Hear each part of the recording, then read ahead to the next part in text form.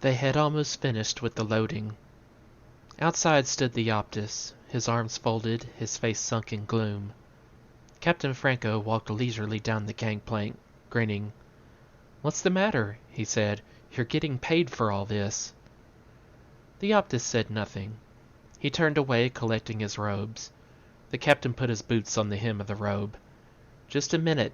Don't go off. I'm not finished." "Oh?" The Optus turned with dignity. "I'm going back to the village." He looked towards the animals and birds being driven up the gangplank into the spaceship. "I must organize new hunts." Franco lit a cigarette. "Why not? You people can go out into the veldt and track it all down again. But when we run out halfway between Mars and Earth..." The Optus went off, wordless. Franco joined the first mate at the bottom of the gangplank. "How's it coming?" he said. He looked at his watch. "We got a good bargain here." The mate glanced at him sourly. "How do you explain that?" "What's the matter with you? We need it more than they do." "I'll see you later, Captain." The mate threaded his way up the plank, between the long-legged Martian go-birds, into the ship. Franco watched him disappear. He was just starting up after him, up the plank towards the port, when he saw it. My God! He stood staring, his hands on his hips. Peterson was walking along the path, his face red, leading it by a string. "I'm sorry, Captain," he said, tugging at the string. Franco walked towards him. "What is it?" The wub stood sagging, its great body settling slowly. It was sitting down, its eyes half shut.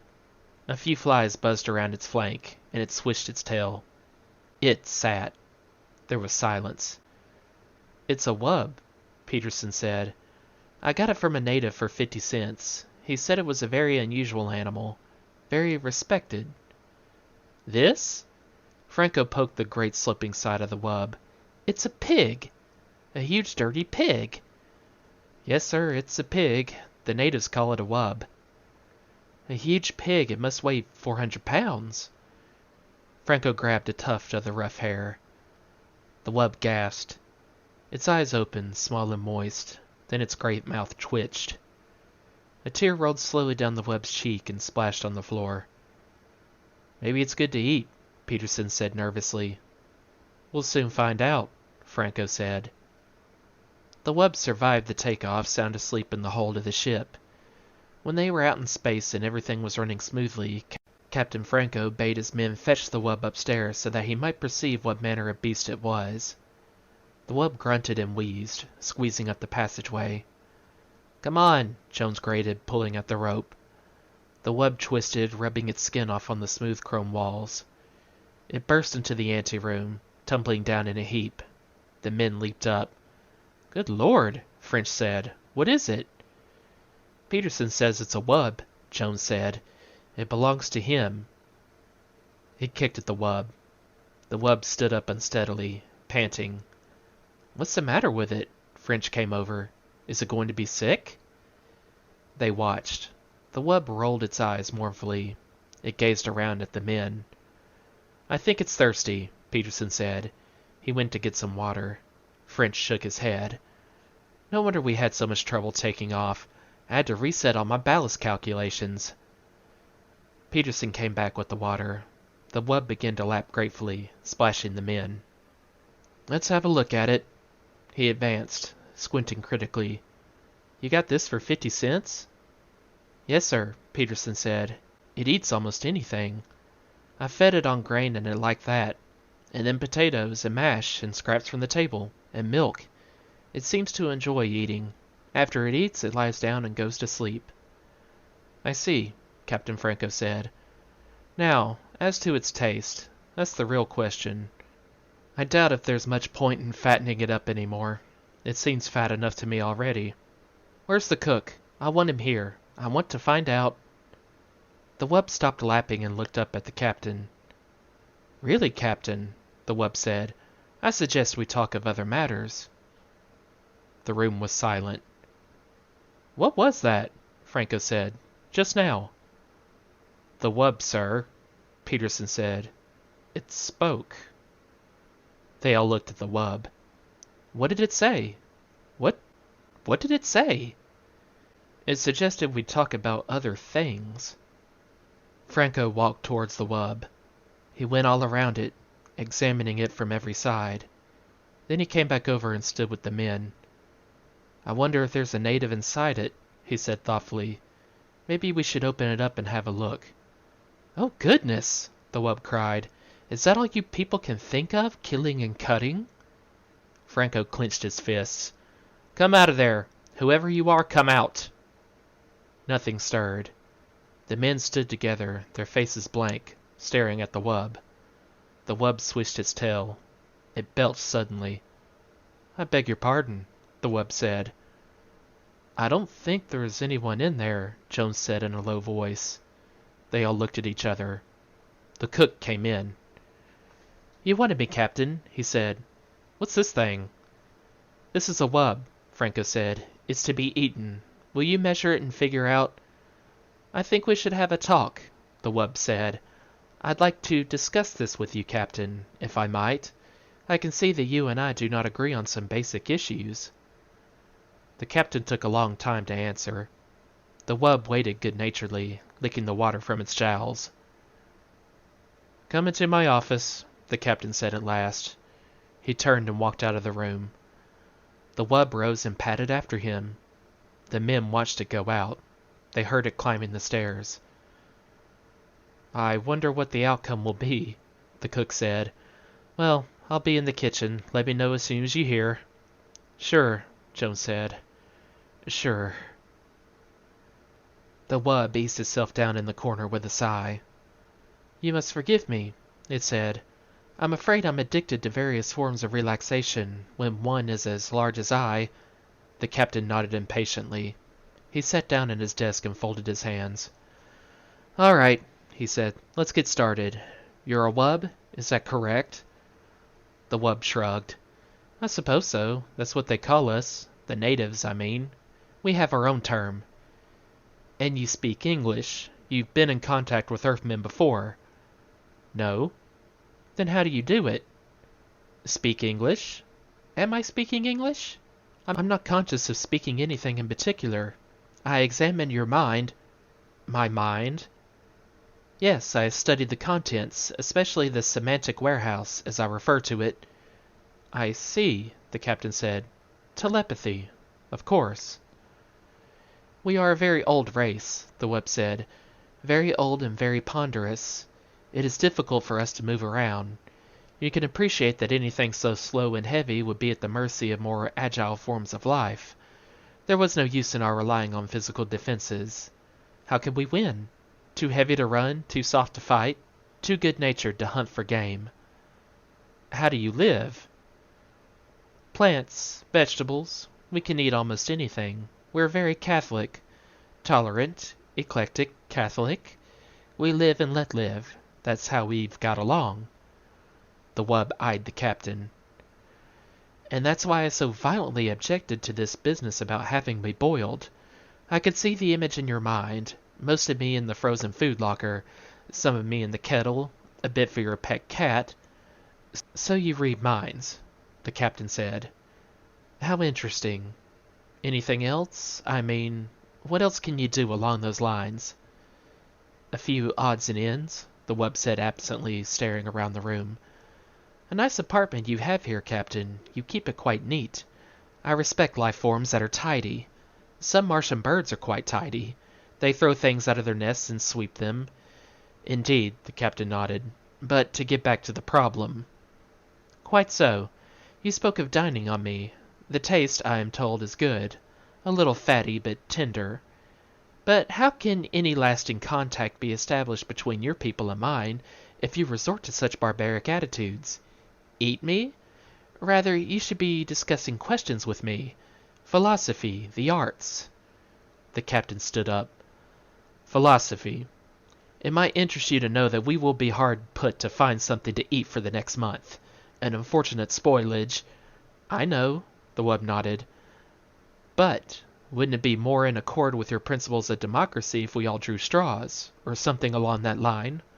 After all, democracy is to protect the minority from just such infringements. Now, if each of us casts one vote...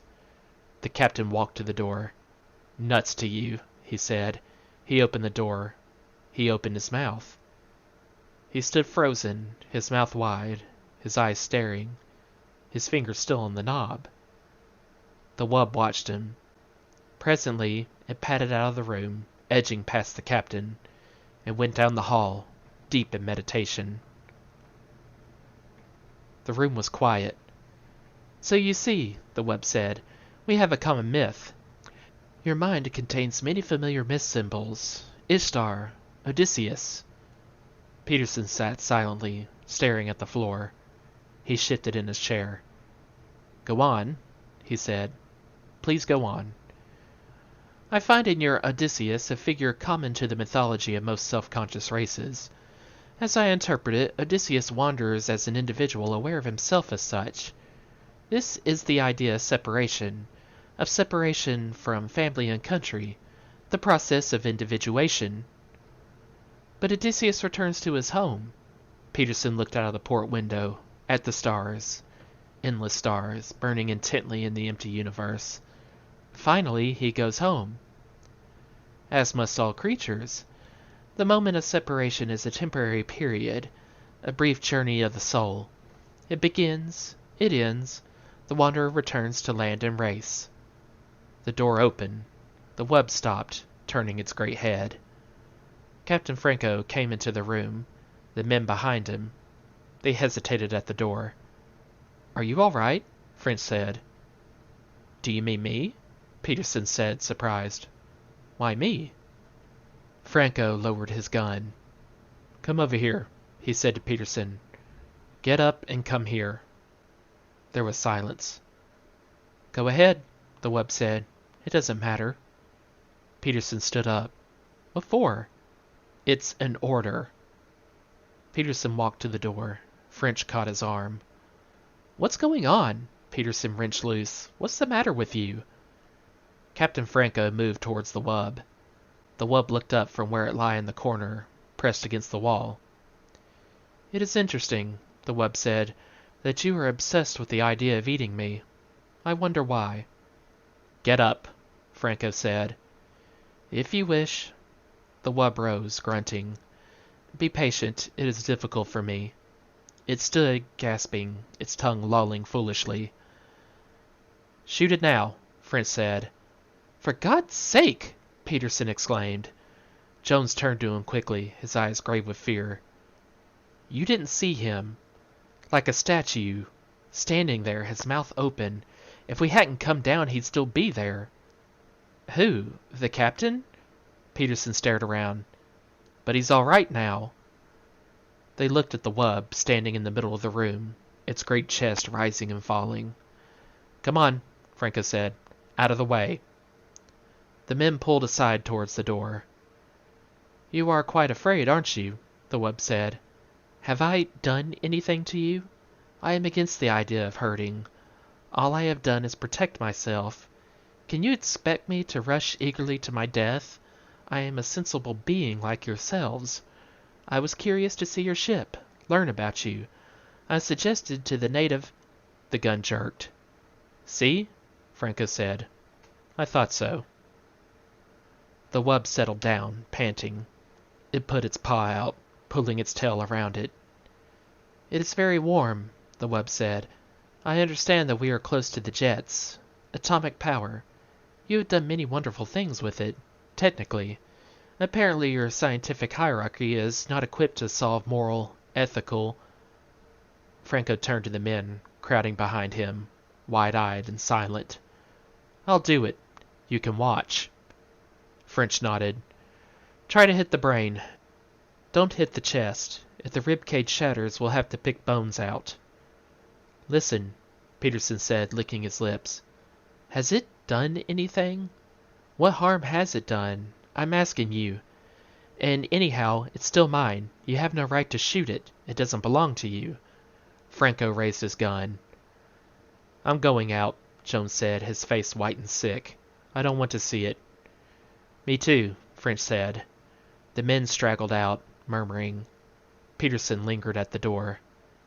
"It was talking to me about myths," he said. "It wouldn't hurt anyone." He went outside.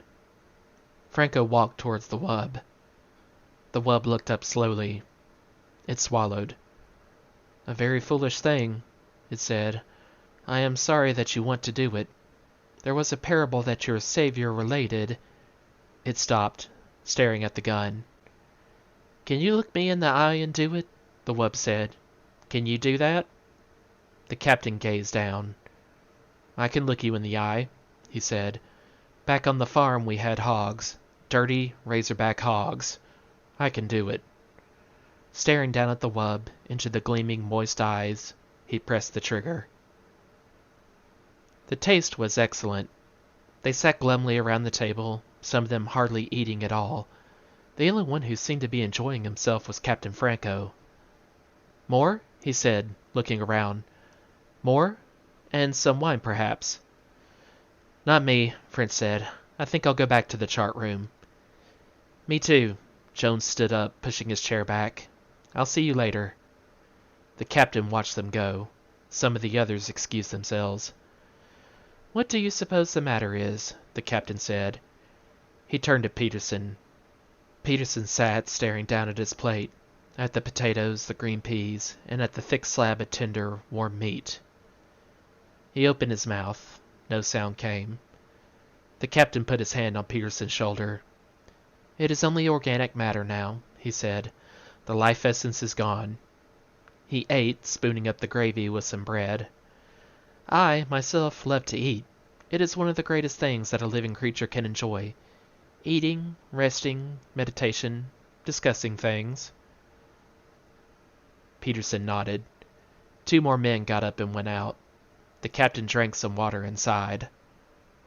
"Well," he said, "I must say that this was a very enjoyable meal. All the reports I had heard were quite true. The taste of wub. Very fine. But I was prevented from enjoying this in times past." He dabbed at his lips with his napkin and leaned back in his chair. Peterson stared dejectedly at the table. The captain watched him intently. He leaned over. "Come, come," he said. "Cheer up. Let's discuss things." He smiled. "As I was saying before I was interrupted, the role of Odysseus in the myths—" Peterson jerked up, staring. "To go on," the captain said, "Odysseus, as I understand him,